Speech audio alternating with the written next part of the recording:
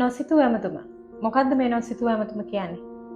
නොසිතුව ඇමතුම කියලා කියන්නේ ලංකාව තුළේ මම දකින කෝණය කියන්නේ වෙනස්ම විදියකට පොඩ්ඩක් අන්තර් ජාතික මට්ටමින් කියන්නේ අලුත්ම විදිහකට කරපු හොර සීරීස් එක.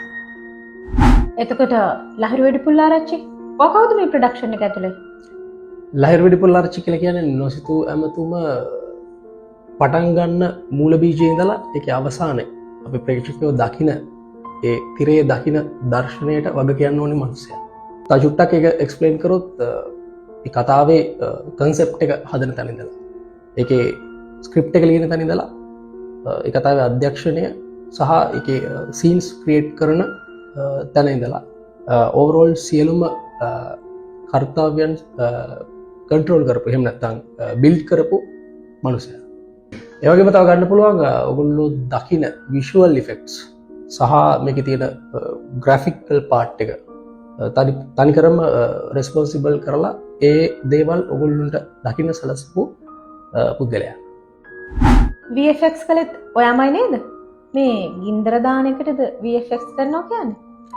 VFX කරේ මම තමයි. සියලුම විෂුවල් ඉෆෙක්ට්ස් සිද්ධ කරේ මම. ගින්දර දාන එක කියලා තමයි ගොඩක් අයට පෙනෙන්නේ. මොකද යම් කිසි දර්ශනයක අපි දකින්න අපේ ඇහැට දකින්න තියෙන මේ ටිකක් කැච් වෙන දෙයක් තමයි ගින්දර දානවා කියන්නේ. ගින්දර එතකොට ගින්දර පිට වෙන එක ගිනි ගන්න දර්ශන ඒ වගේ දේවල්. එතකොට VFX කරනවා කියන එක විෂුවල් ඉෆෙක්ට්ස් දෙනවා කියන එකේ තේරුම යම් කිසි ඒ කියන්නේ පාටිකල් එකක අපි හිතමු දැන් අපි දකින ගින්දර එහෙම නැත්නම් වතුර වැස්ස ඒ දේවල් විතරක් නෙමෙයි.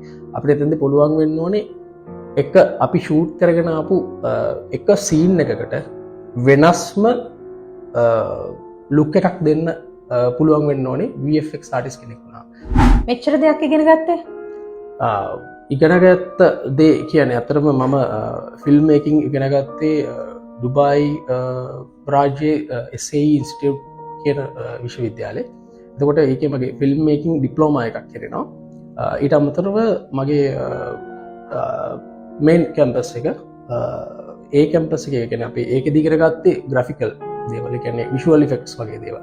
එතකොට සීසන් 2 ඒක ගැන ඇත්තටම තාම දන්නේ මම විතරයි. ඉස්සරහට බලමුනේ. Lucido Amaduma.